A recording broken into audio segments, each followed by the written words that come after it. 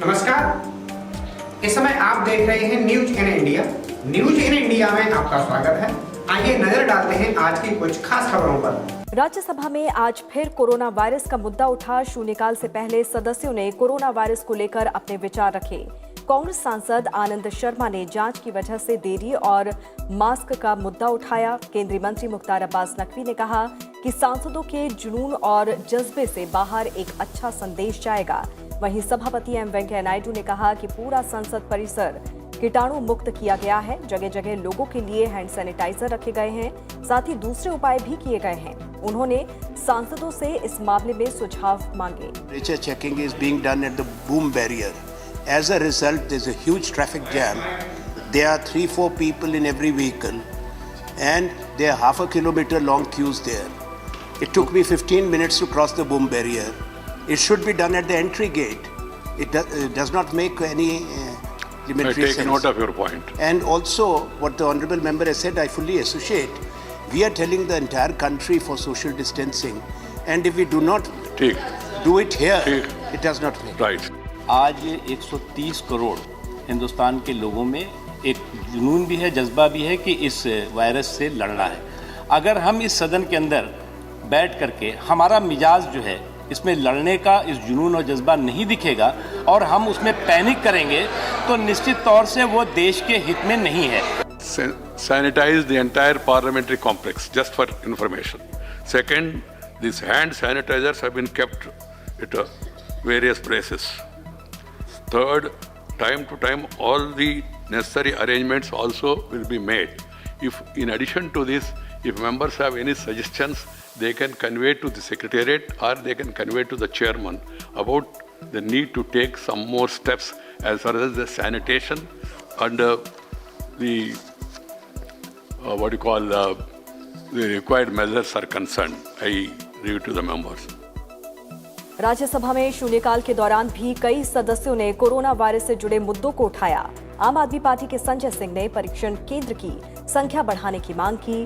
कांग्रेस के रिपुन बोरा ने दूर दराज के इलाकों में हैंड सैनिटाइजर और मास्क उपलब्ध कराने की मांग की। वहीं जेडीयू की कहकशां परवीन ने पटना के एम्स में कमियों को दूर करने की मांग की। कोरोना वायरस के परीक्षण के लिए दिल्ली और भारत भर में परीक्षण केंद्रों की भारी मांग है। यह वायरस दुनिया भर में फैल गया है और भारत की भारी आबादी को इस संक्रमण का खतरा है। हमें दक्षिण कोरिया जैसे अन्य देशों से परीक्षण मॉडल को अपनाना होगा, जो ड्राइविंग इन परीक्षण केंद्रों की तैनाती कर रहे हैं। सरकार को एक वास्तविक समय पोर्टल बनाना चाहिए और इसे कुल राज्यवार सकारात्मक कोविड-19 मामलों के साथ अद्यतन रखना चाहिए।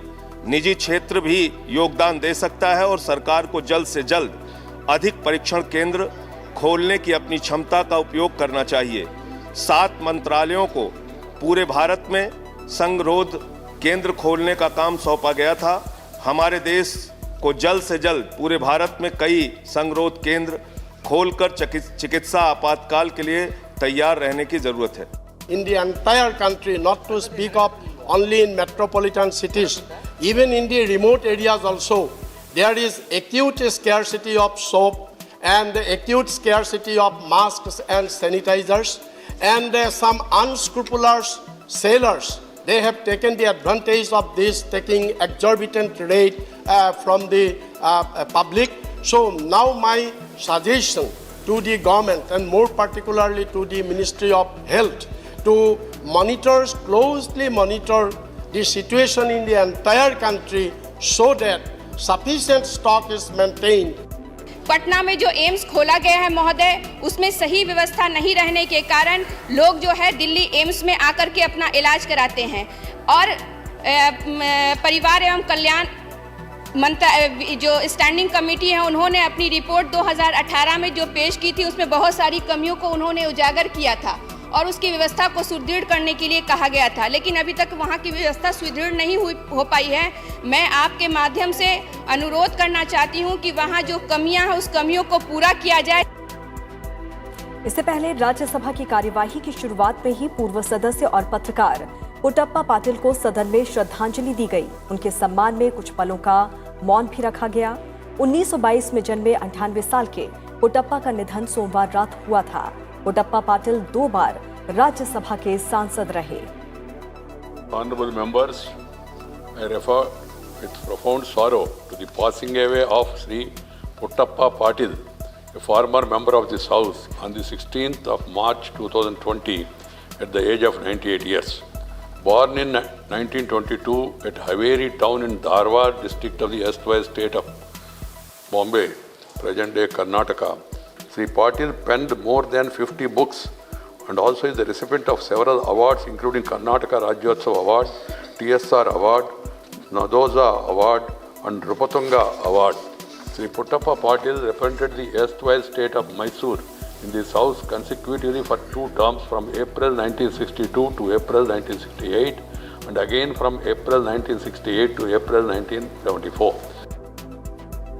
वहीं लोकसभा में भी शून्यकाल के दौरान सांसदों ने कोरोना वायरस का मुद्दा उठाया। बीजेपी सांसद अजय मिश्रा ने कोरोना से निपटने के लिए सरकार द्वारा किए गए प्रयासों की सराहना की। साथ ही कोरोना से निपटने में लगे डॉक्टर, नर्स, एयरपोर्ट कर्मियों सहित तमाम कर्मचारियों द्वारा किए गए प्रयासों के लिए सदन में धन्यवाद प्रस्ताव लाने की मांग की। कांग्रेस सांसद ए चेला कुमार ने फिलीपींस और मलेशिया सहित अन्य देशों से भारतीय नागरिकों को सकुशल लाने की मांग की। कोविड-19 का प्रकोप बुरी तरह से है, जिसमें 140 से ज्यादा देश जहां प्रभावित हैं, वहीं 2 लाख के लगभग संदिग्ध मरीजों की संख्या है और 7,500 से ज्यादा लोगों की मृत्यु इसमें हो चुकी है। लेकिन हमारे देश में जहां एक बड़ी जनसंख्या है 130 करोड़ की, हमारी सरकार ने इस पर नियंत्रण रखा है और अभी तक केवल 140 के लगभग हमारे यहाँ संदिग्ध लोग मिले हैं और केवल 3 इंजरी हमारी जो कैजुअलिटी हुई है। लेकिन अभी जो ये बीमारी है इसके अभी बढ़ने के आसार है, इसलिए नियंत्रण के लिए और भी सावधानी की आवश्यकता है। मैं आपके माध्यम से इस सफलता के लिए जहां हमारे प्रधानमंत्री जी, स्वास्थ्य मंत्री जी और विदेश मंत्री जी का योगदान है, वहीं मैं ये भी कहना चाहूंगा कि हमारे देश के डॉक्टरों ने, नर्सों ने और उससे संबंधित जो स्टाफ था, उन्होंने अपनी स्वास्थ्य की चिंता न करते हुए जिस तरह का उसमें सहभाग किया है और पूरे समर्पण भाव से इस देश में ये रोग न फैलने पाए, इसके लिए उन्होंने काम किया है। हमारे एयरलाइंस के ऐसे बहुत सारे लोग, पायलट थे, उनका जो सपोर्टिंग स्टाफ था, उन सब लोगों ने जाकर के दूसरे देशों में अपने चिंता न करते हुए हमारे देश और दूसरे देशों के भी लोगों को सुरक्षित पहुंचाने का काम किया है। उसके साथ ही साथ मैं आपके माध्यम से हमारे जो प्रिंट मीडिया है और इलेक्ट्रॉनिक मीडिया है, उन्होंने भी हमारे देश में इस रोग से हम कैसे बच सकें, इसके लिए जागरूकता फैलाने के लिए बहुत ही अच्छा योगदान दिया है। मैं आपसे चाहता हूं कि हमारे सदन और सभा के माध्यम से ऐसे सब लोगों को जिन्होंने हमारे देश में कोरोना वायरस का प्रकोप बुरी तरह से न फैल सके, उसके लिए धन्यवाद देने के लिए एक प्रस्ताव पारित किया जाए।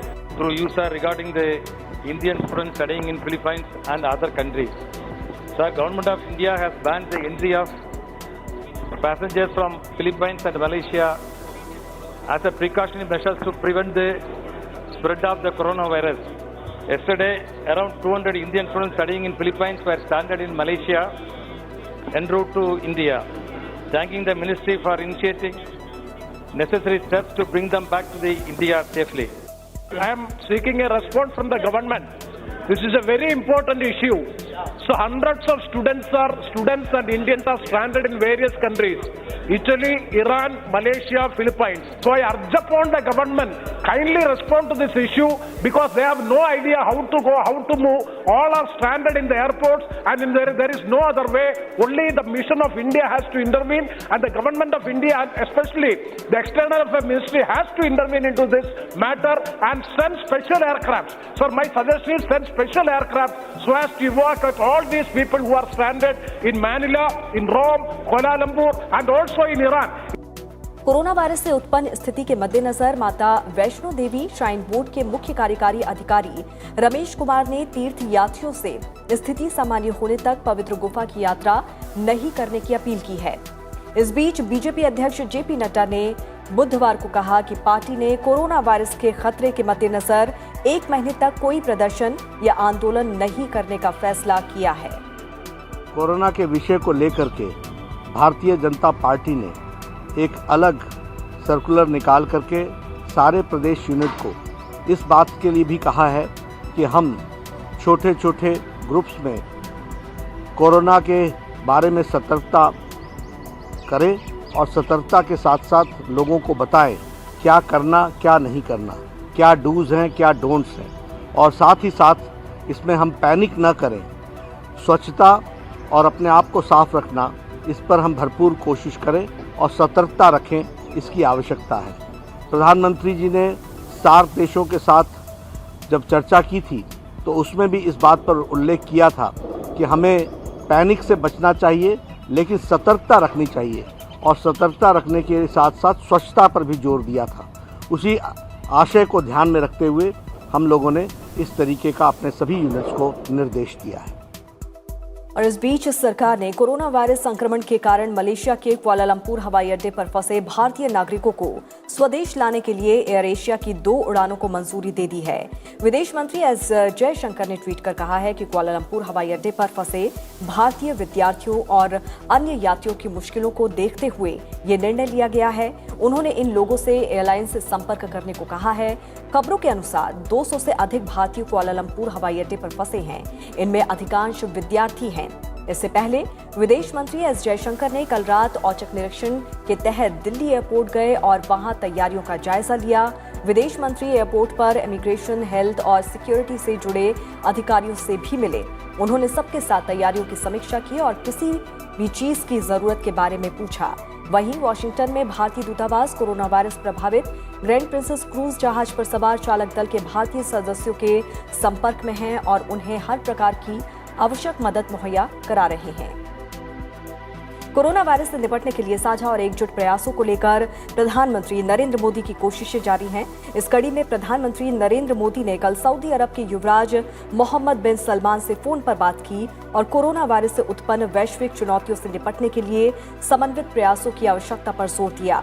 प्रधानमंत्री कार्यालय की ओर से जारी बयान में कहा गया है कि चर्चा के दौरान प्रधानमंत्री ने महामारी को लेकर दक्षेश देशों के बीच एक वीडियो कॉन्फ्रेंसिंग आयोजित करने की भारत की हालिया पहल के बारे में बताया। दोनों नेताओं ने इस बात पर सहमति जताई कि सऊदी अरब की अध्यक्षता में होने वाले G20 सम्मेलन में G20 के नेताओं के बीच इस तरह की कवायद वैश्विक स्तर पर लाभकारी साबित होगी।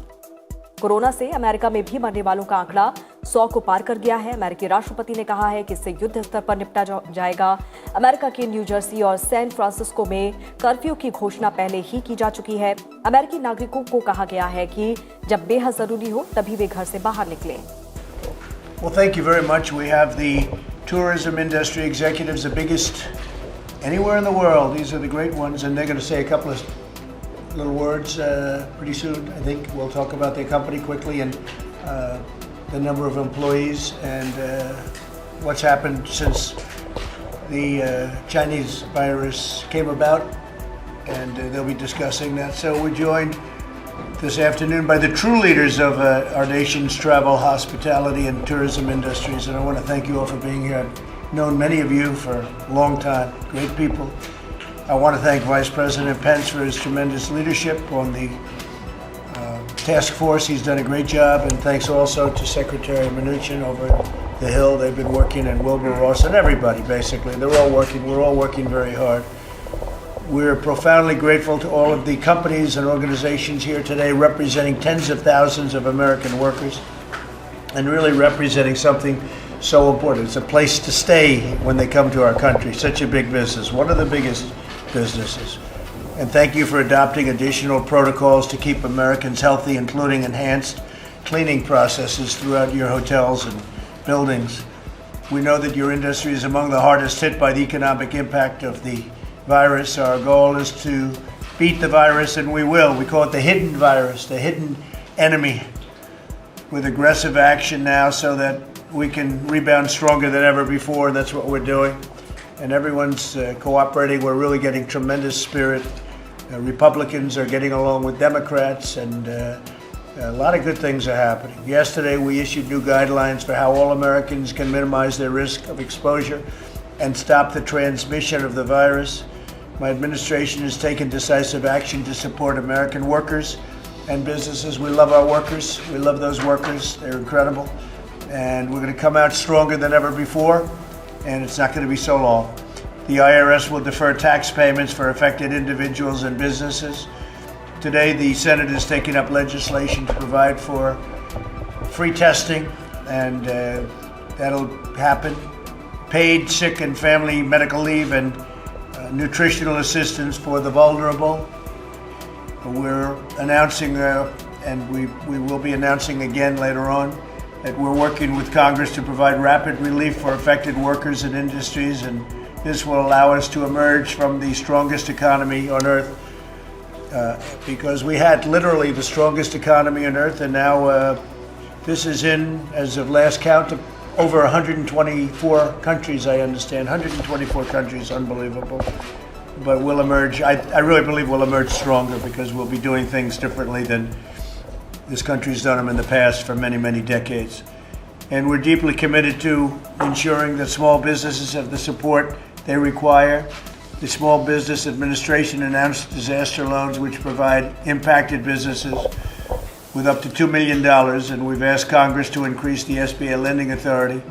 We're going to be going up to $50 billion, and actually much more than that for small businesses, so they'll be helped. In your cases, they're very big businesses, but it's a lot of employees, and so we appreciate it very much. We appreciate your being here, and maybe in front of the media you could say a couple of words about your companies and the number of people you employ. And I pretty much know every one of you in that respect. It's a lot of people, and they're great companies. Please. तरक्की कभी ये नहीं पूछती कि आप कहां से आ रहे हो, बस ये पूछती है कि आप कहां जाना चाहते हो। तरक्की कभी ये नहीं पूछती कि आप कौन हो, बस ये पूछती है कि आप क्या बनना चाहते हो। तरक्की आपको कभी नए रास्ते दिखाएगी, तो कभी नए दोस्तों से मिलवाएगी। बस आपको तय करनी है आपके तरक्की की रफ्तार, एक नई सोच और हर रोज कुछ बेहतर करने की प्रेरणा, अपने लिए और अपनों के लिए।